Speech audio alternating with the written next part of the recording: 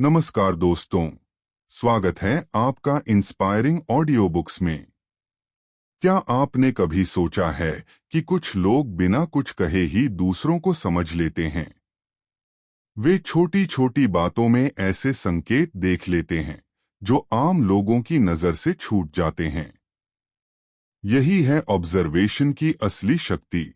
आज की इस audio book master the art of observation में आप सीखेंगे लोगों की बॉडी लैंग्वेज पढ़ना, झूठ की पहचान करना, फेक लोगों को समझना और मनोविज्ञान के ऐसे रहस्य जो आपकी सोच और निर्णय लेने की क्षमता को पूरी तरह बदल सकते हैं। तो आइए, बिना समय गवाए इस ज्ञानवर्धक यात्रा की शुरुआत करते हैं। अध्याय 1, ऑब्जर्वेशन की शक्ति। दुनिया में दो तरह के लोग होते हैं, एक वे जो केवल देखते हैं और दूसरे वे जो देखकर समझते भी हैं। सफलता हमेशा दूसरे प्रकार के लोगों के पास जाती है। कल्पना कीजिए कि आप किसी कमरे में प्रवेश करते हैं। 5 मिनट बाद आप बाहर आते हैं। कोई आपसे पूछता है, कमरे की दीवार का रंग क्या था? वहां कितनी कुर्सियां थीं? मेज पर कौन सी किताब रखी थी?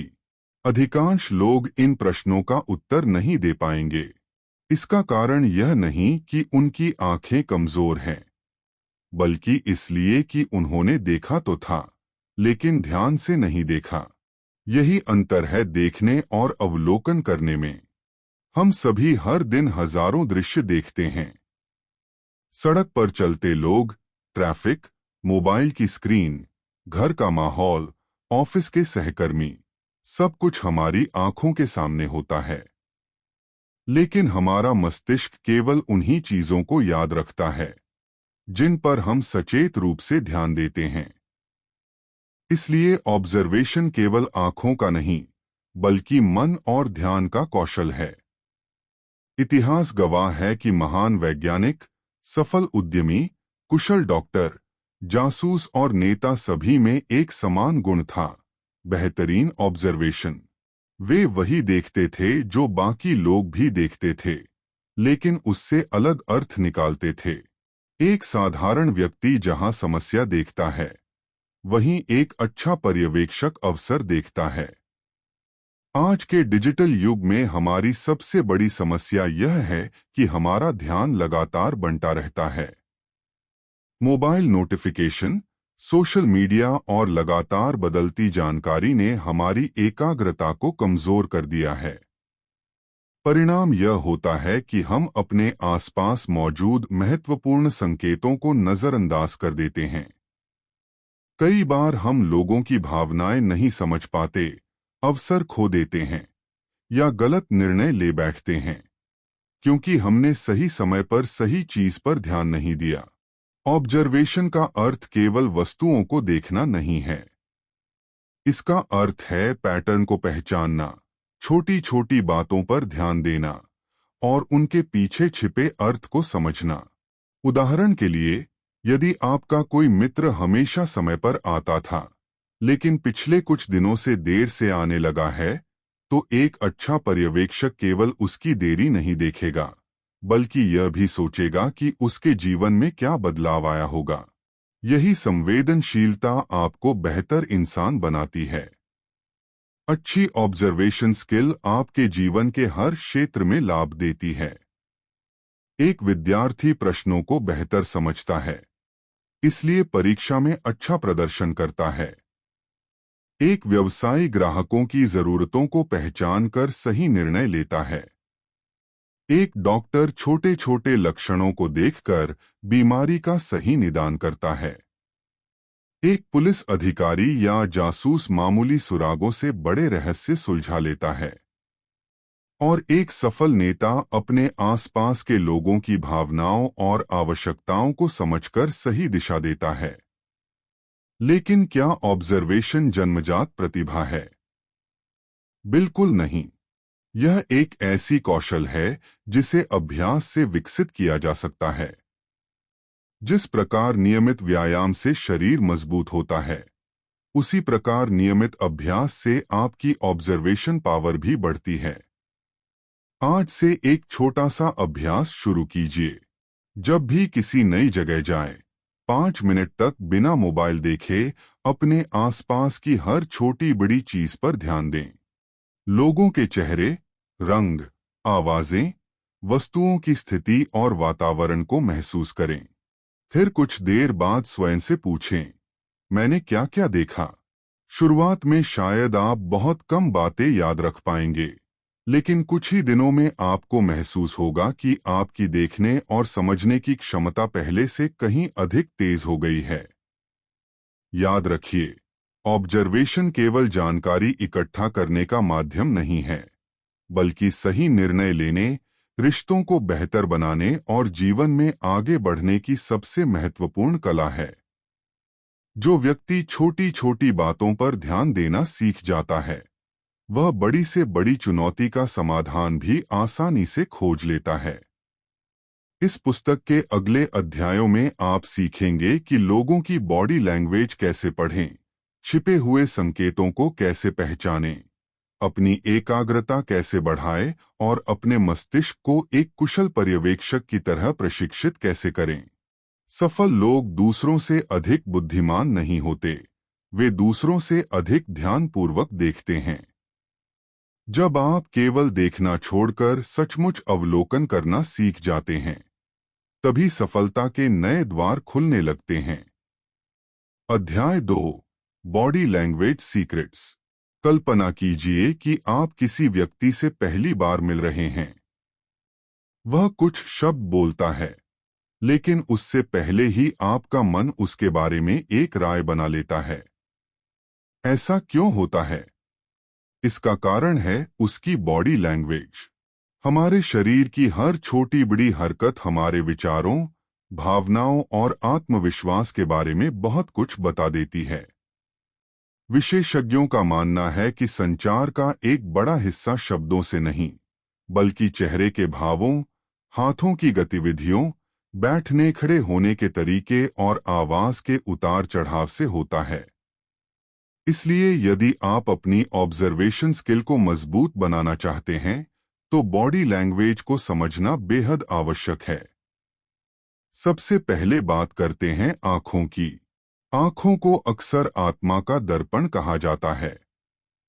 जब कोई व्यक्ति आपसे बात करते समय आपकी आंखों में देखकर बात करता है, तो यह आत्मविश्वास और ईमानदारी का संकेत हो सकता है। वहीं बार बार नजरें चुराना असहजता, घबराहट या ध्यान भटकने का संकेत हो सकता है। हालांकि केवल एक संकेत के आधार पर निष्कर्ष निकालना सही नहीं है। हमेशा कई संकेतों को एक साथ देखकर निर्णय लें। इसके बाद आता है चेहरे का भाव। चेहरे पर खुशी, दुख, आश्चर्य, गुस्सा या डर जैसी भावनाएं तुरंत दिखाई देती हैं। कई बार लोग अपने शब्दों को नियंत्रित कर लेते हैं, लेकिन चेहरे पर आने वाले सूक्ष्म भावों को छिपा नहीं पाते। एक अच्छा पर्यवेक्षक इन छोटे छोटे बदलावों को पहचानना सीखता है। हाथों की गतिविधियां भी बहुत कुछ बताती हैं। खुली हथेलियां आमतौर पर ईमानदारी और खुलेपन का संकेत देती हैं। वहीं मुट्ठियां भींचना या बार बार हाथों को छिपाना तनाव या असुरक्षा का संकेत हो सकता है। जब कोई व्यक्ति आत्मविश्वास से बात करता है, तो उसके हाथों की गतिविधियां स्वाभाविक और संतुलित होती हैं। अब बात करते हैं बैठने और खड़े होने के तरीके की। जो व्यक्ति सीधे खड़ा रहता है और उसके कंधे पीछे की ओर होते हैं, वह आमतौर पर आत्मविश्वासी दिखाई देता है। दूसरी ओर झुके हुए कंधे और सिकुड़ा हुआ शरीर कम आत्मविश्वास या थकान का संकेत दे सकते हैं। इसी प्रकार बातचीत के दौरान आगे झुककर बैठना रुचि और ध्यान को दर्शाता है, जबकि पीछे हटना दूरी या अरुचि का संकेत हो सकता है। एक और महत्वपूर्ण संकेत है पैरों की दिशा।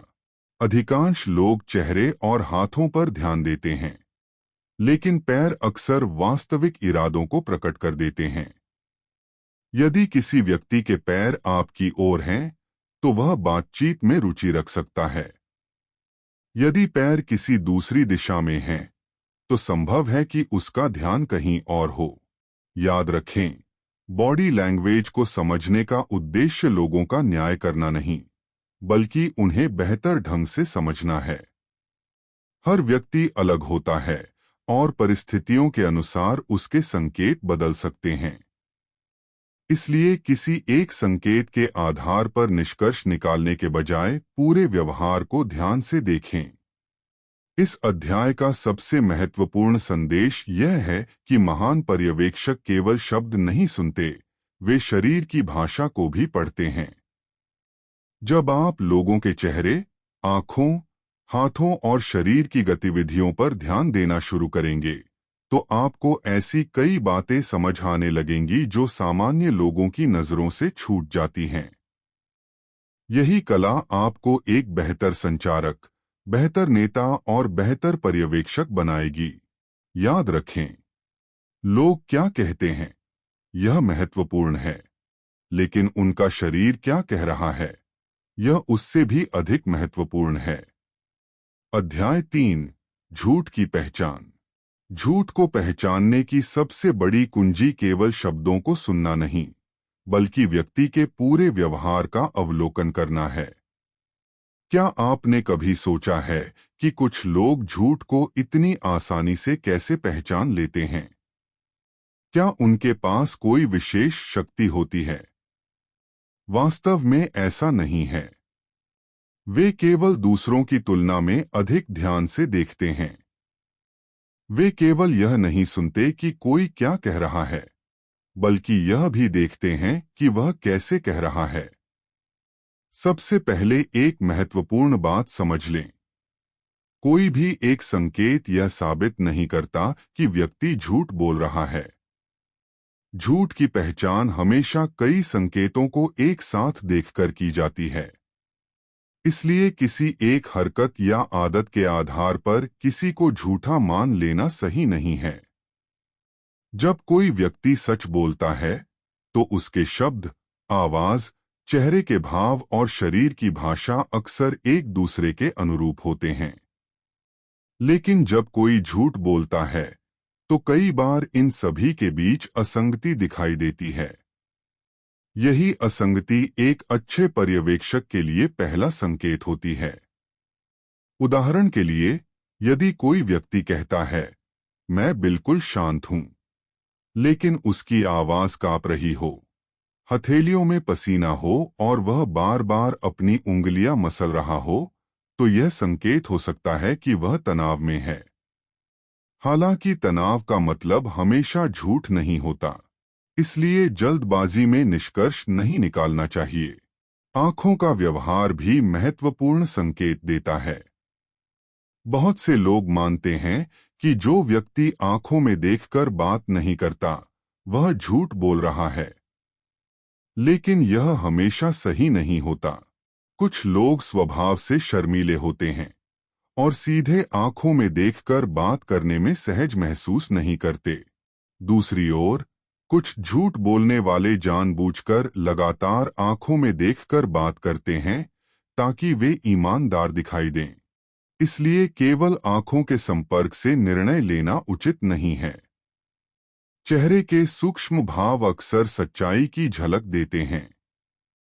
ये भाव 1 सेकंड से भी कम समय के लिए दिखाई देते हैं। उदाहरण के लिए, कोई व्यक्ति खुशी दिखाने की कोशिश कर रहा हो, लेकिन एक पल के लिए उसके चेहरे पर डर या चिंता दिखाई दे जाए। यदि आप ऐसे छोटे छोटे बदलावों को देखना सीख जाते हैं, तो आपकी ऑब्जर्वेशन क्षमता कई गुना बढ़ जाएगी। आवाज में बदलाव भी महत्वपूर्ण संकेत हो सकता है। झूठ बोलते समय कुछ लोगों की आवाज सामान्य से धीमी या तेज हो जाती है।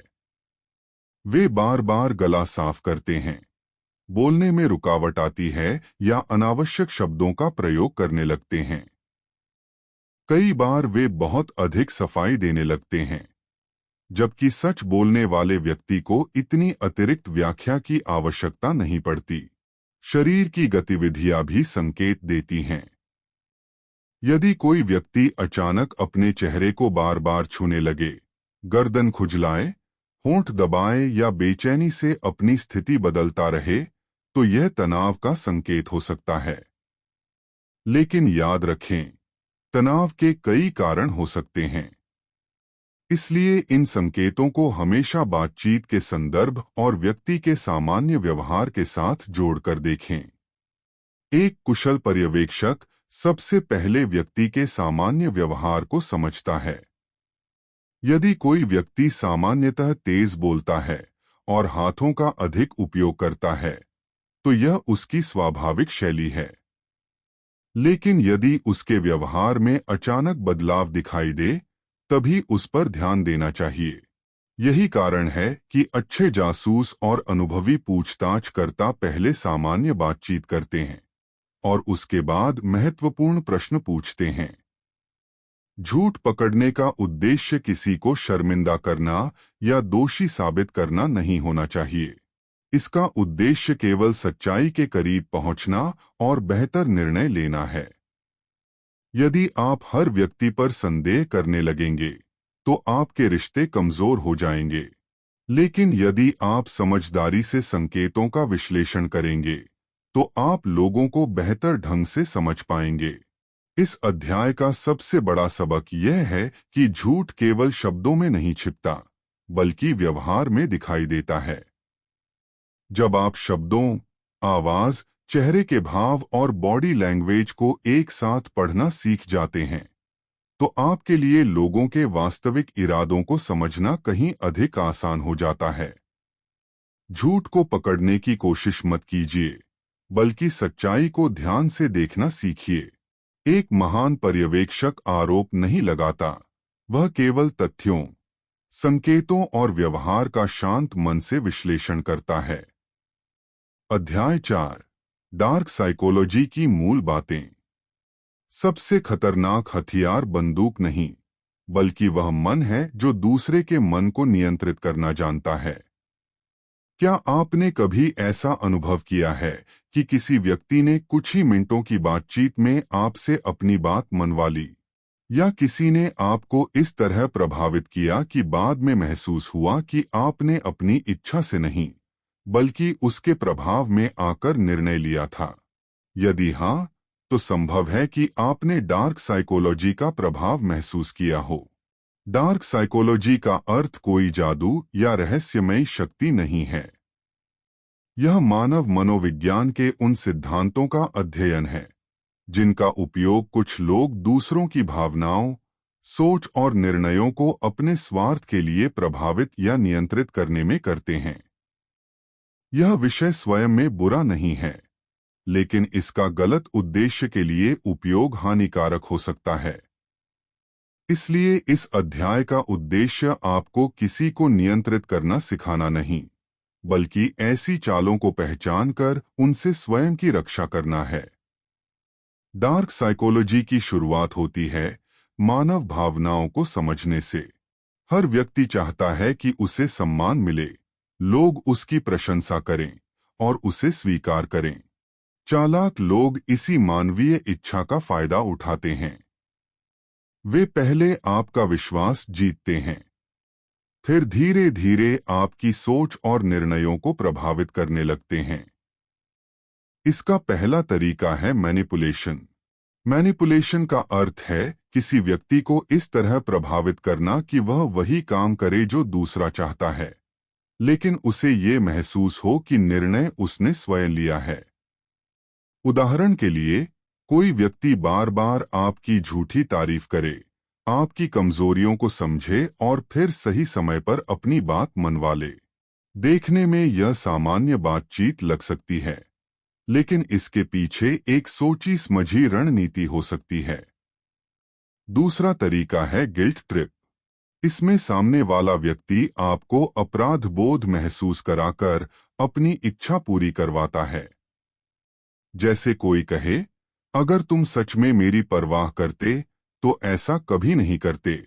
ऐसे वाक्य आपके मन में दोष की भावना पैदा करते हैं और आप बिना सोचे समझे उसकी बात मान लेते हैं। तीसरा तरीका है गैसलाइटिंग। यह डार्क साइकोलॉजी की सबसे खतरनाक तकनीकों में से एक है।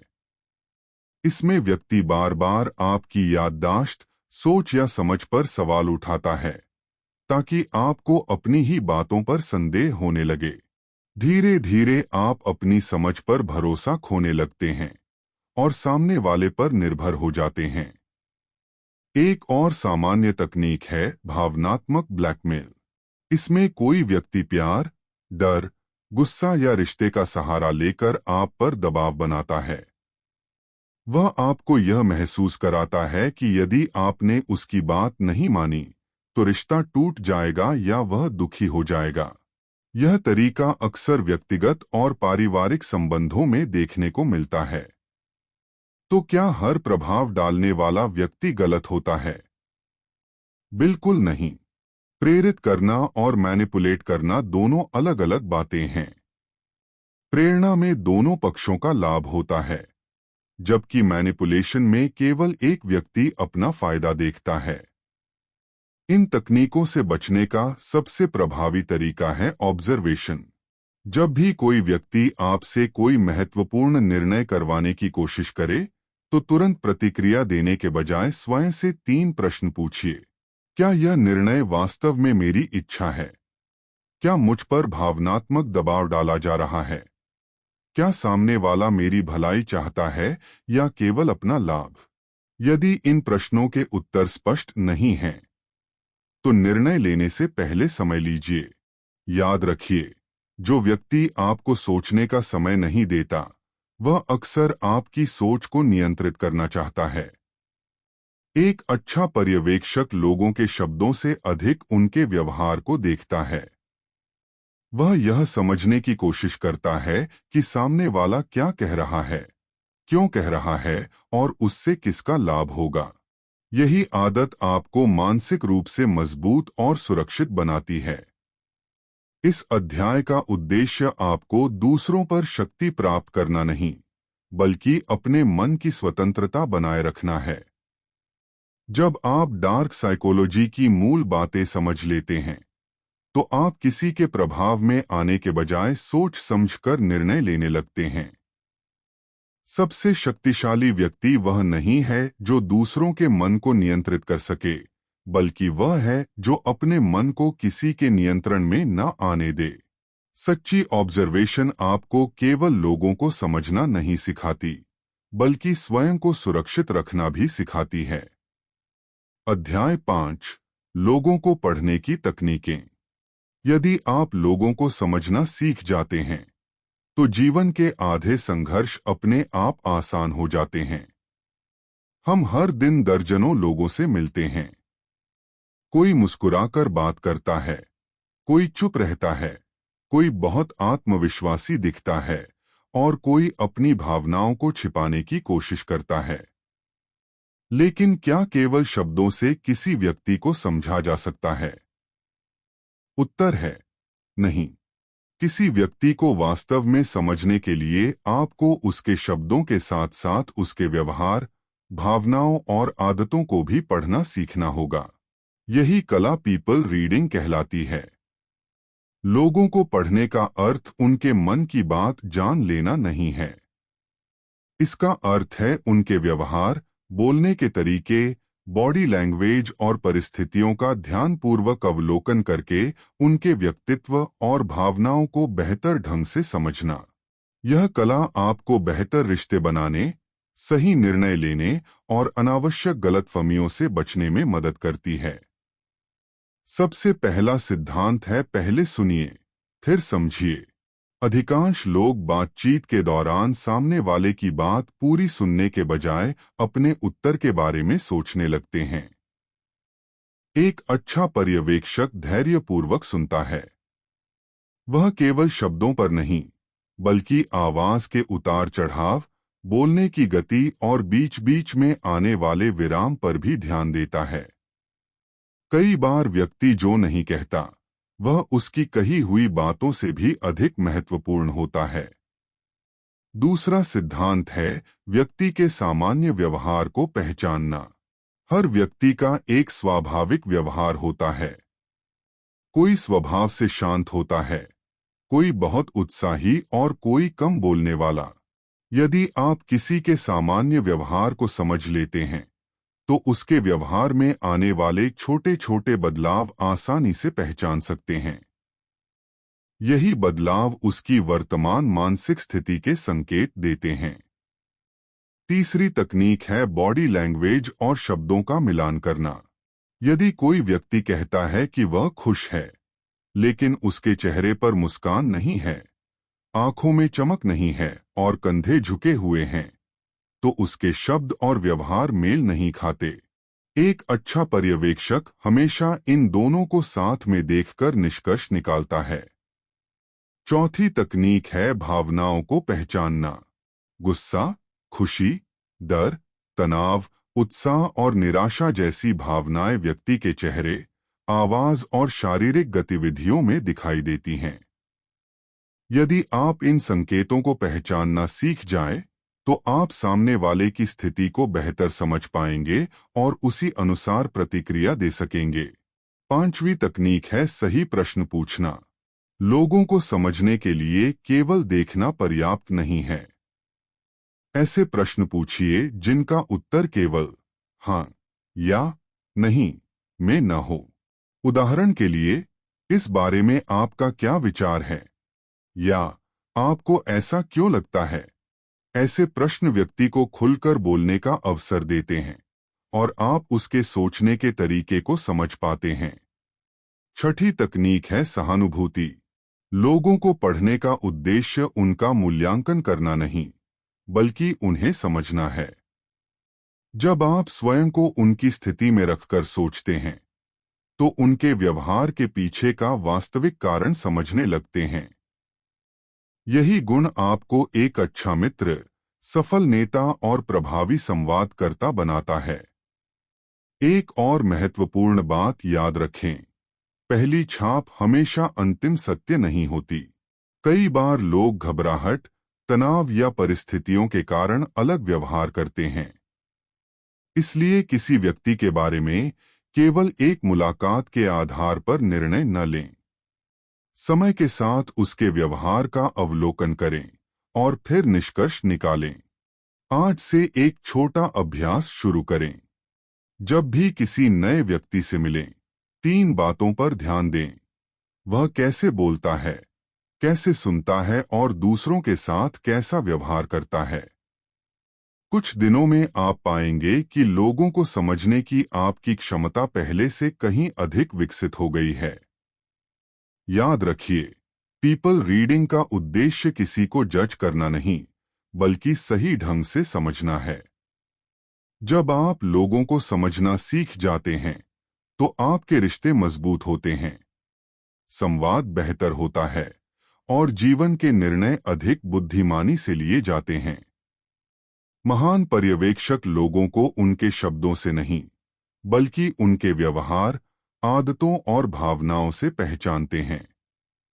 जब आप लोगों को सही ढंग से पढ़ना सीख जाते हैं, तो आप केवल बेहतर संवादकर्ता ही नहीं, बल्कि बेहतर इंसान भी बन जाते हैं। अध्याय 6, फेक लोगों को कैसे पहचानें। हर मुस्कुराने वाला व्यक्ति आपका शुभचिंतक नहीं होता, और हर मीठी बात करने वाला आपका सच्चा मित्र नहीं होता। इसलिए लोगों को उनके शब्दों से नहीं, बल्कि उनके व्यवहार से पहचानिए। जीवन में हम अनेक प्रकार के लोगों से मिलते हैं। कुछ लोग हमारी सफलता पर सच्चे दिल से खुश होते हैं, जबकि कुछ लोग केवल दिखावे के लिए हमारा साथ देते हैं। ऐसे लोगों को अक्सर फेक पीपल कहा जाता है। वे सामने से दोस्ती, सम्मान और अपनापन दिखाते हैं, लेकिन उनके इरादे अलग हो सकते हैं। एक अच्छा पर्यवेक्षक ऐसे लोगों को जल्दी पहचान लेता है, क्योंकि वह केवल उनकी बातें नहीं सुनता, बल्कि उनके व्यवहार का गहराई से अवलोकन करता है। सबसे पहला संकेत है बातों और कामों में अंतर। फेक लोग बड़े बड़े वादे करते हैं, लेकिन समय आने पर उनका साथ नहीं देते। वे कहते कुछ हैं और करते कुछ और हैं। यदि कोई व्यक्ति बार बार अपनी बात से मुकरता है या केवल अपने लाभ के समय आपके पास आता है, तो यह सावधान रहने का संकेत है। दूसरा संकेत है अत्यधिक प्रशंसा करना। सच्चा मित्र आपकी अच्छाइयों के साथ आपकी गलतियों की ओर भी ध्यान दिलाता है। लेकिन फेक व्यक्ति अक्सर आपकी हर बात की झूठी तारीफ करता है। उसका उद्देश्य आपका विश्वास जीतना होता है ताकि भविष्य में वह अपने स्वार्थ पूरे कर सके। इसलिए केवल मीठी बातों पर विश्वास करने के बजाय उनके व्यवहार को देखें। तीसरा संकेत है दूसरों की बुराई करना। यदि कोई व्यक्ति हमेशा दूसरों की आलोचना करता है, उनकी निजी बातें आपको बताता है या उनकी छवि खराब करने की कोशिश करता है, तो ये संभव है कि वह आपकी अनुपस्थिति में आपके बारे में भी यही करता हो। सच्चे लोग सम्मान की भाषा बोलते हैं, जबकि फेक लोग चुगली और नकारात्मकता फैलाते हैं। चौथा संकेत है आपकी सफलता से असहज होना। जब आप कोई उपलब्धि हासिल करते हैं, तो सच्चे लोग दिल से आपकी खुशी में शामिल होते हैं। लेकिन फेक लोग आपकी सफलता को छोटा दिखाने की कोशिश करते हैं। वे आपकी उपलब्धियों की तुलना दूसरों से करेंगे, आपकी मेहनत की बजाय आपके भाग्य की बात करेंगे या विषय बदल देंगे। उनकी मुस्कान के पीछे ईर्ष्या छिपी हो सकती है। पांचवा संकेत है मुश्किल समय में गायब हो जाना।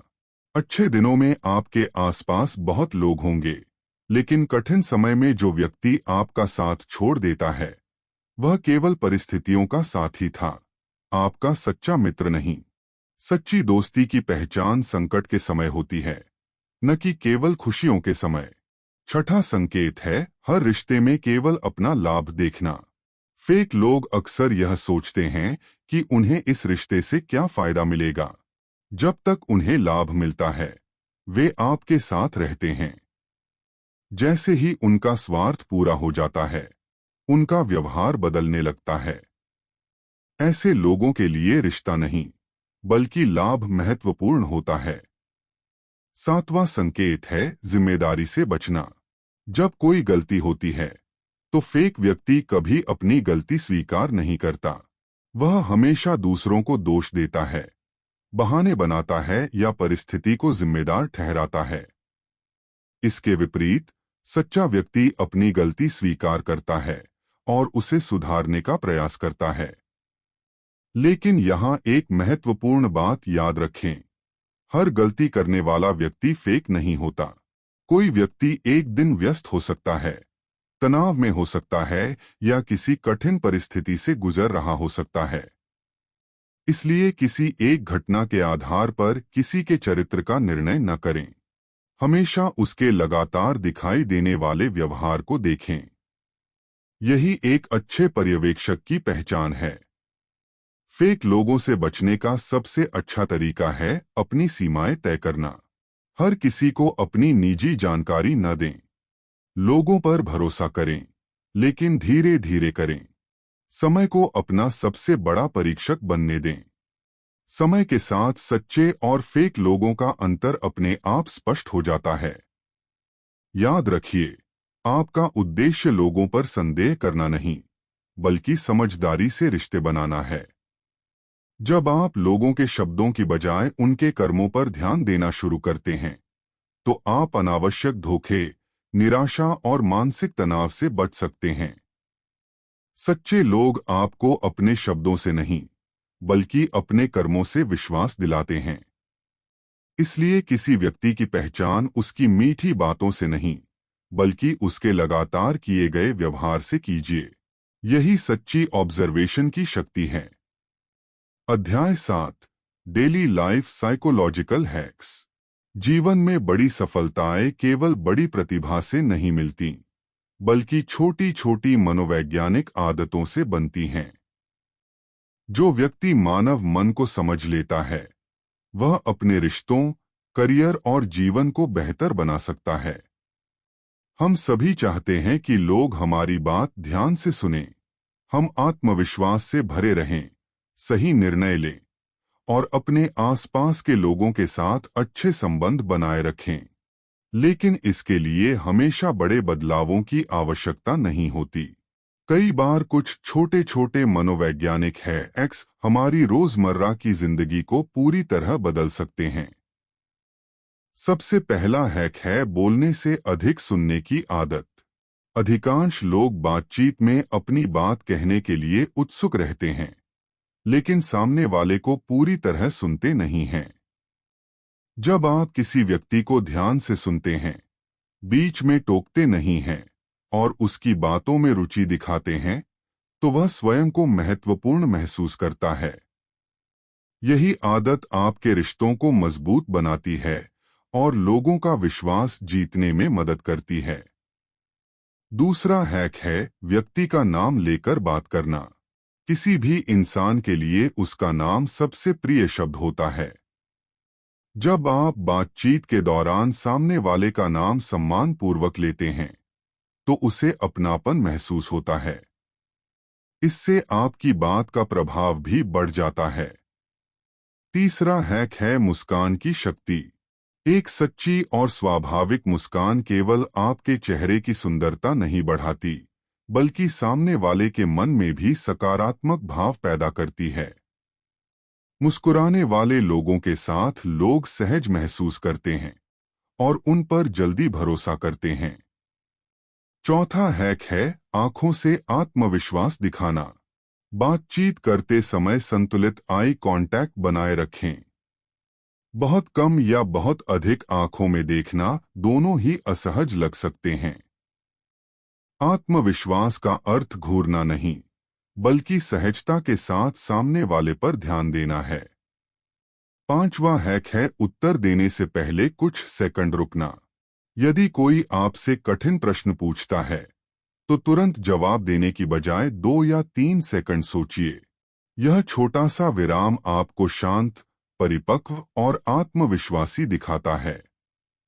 साथ ही आपके उत्तर अधिक स्पष्ट और प्रभावशाली बनते हैं। छठा हैक है दूसरों की भावनाओं को स्वीकार करना। यदि कोई व्यक्ति दुखी, परेशान या गुस्से में है, तो उसे तुरंत सलाह देने के बजाय पहले उसकी भावनाओं को समझिए। जैसे, मैं समझ सकता हूं कि यह परिस्थिति आपके लिए कठिन रही होगी। यह एक छोटा वाक्य सामने वाले के मन में आपके प्रति सम्मान और विश्वास पैदा करता है। सातवां हैक है छोटे छोटे उपकार करना। किसी की मदद करना, धन्यवाद कहना, समय पर पहुंचाना या किसी की बात ध्यान से सुनना, ये छोटी आदतें आपके व्यक्तित्व को आकर्षक बनाती हैं। लोग ऐसे व्यक्ति को लंबे समय तक याद रखते हैं जो उन्हें सम्मान देता है। आठवां हैक है भावनाओं में बहकर निर्णय न लेना। जब आप बहुत गुस्से, दुख या अत्यधिक खुशी में हों, तब कोई बड़ा निर्णय लेने से बचें। भावनाएं अस्थायी होती हैं, लेकिन उनके आधार पर लिए गए निर्णय लंबे समय तक असर डाल सकते हैं। एक अच्छा पर्यवेक्षक पहले अपने मन को शांत करता है, फिर निर्णय लेता है। नौवां हैक है शरीर की भाषा को अपने पक्ष में इस्तेमाल करना। सीधे खड़े रहें, कंधे पीछे रखें और खुली बॉडी लैंग्वेज अपनाएं। आपका शरीर आपके मन को भी प्रभावित करता है। जब आप आत्मविश्वास की मुद्रा अपनाते हैं, तो धीरे धीरे आपका मन भी उसी प्रकार महसूस करने लगता है। 10वां और सबसे महत्वपूर्ण हैक है हर दिन 5 मिनट ऑब्जर्वेशन का अभ्यास करना। किसी पार्क, कार्यालय, बाजार या घर में बैठकर केवल लोगों को देखें। उनके हाव भाव, बातचीत का तरीका, चलने का अंदाज और व्यवहार पर ध्यान दें। किसी का मूल्यांकन न करें, केवल अवलोकन करें। कुछ ही दिनों में आपका दिमाग उन छोटी छोटी बातों को पहचानने लगेगा जो पहले आपकी नजर से छूट जाती थीं। याद रखिए, ये सभी हैक्स किसी को धोखा देने या नियंत्रित करने के लिए नहीं हैं।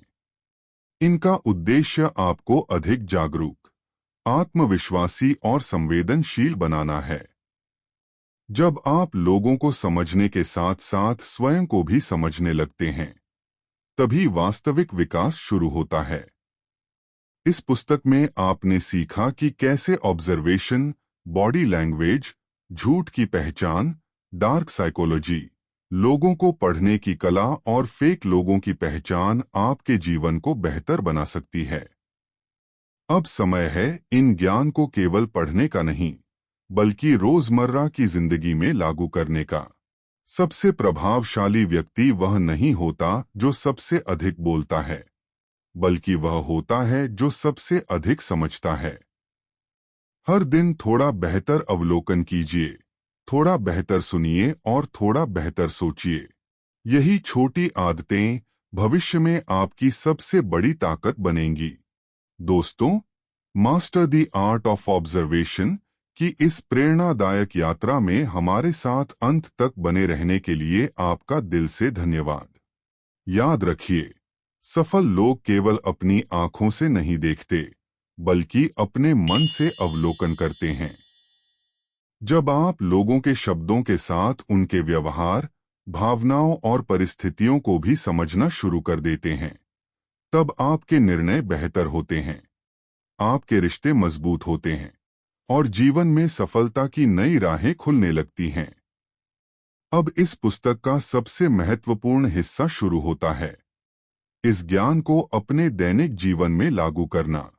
आज से हर दिन कुछ मिनट अपने आसपास की दुनिया को ध्यान से देखिए, लोगों को समझने की कोशिश कीजिए और हर अनुभव से सीखिए। धीरे धीरे आपकी ऑब्जर्वेशन पावर आपकी सबसे बड़ी ताकत बन जाएगी। अगर आपको यह ऑडियो बुक पसंद आई हो और इससे कुछ नया सीखने को मिला हो, तो इस वीडियो को लाइक करें, हमारे चैनल इंस्पायरिंग ऑडियो बुक्स को सब्सक्राइब करें और बेल आइकन जरूर दबाएं, ताकि आने वाली हर नई प्रेरणादायक ऑडियो बुक और बुक समरी सबसे पहले आप तक पहुंचे।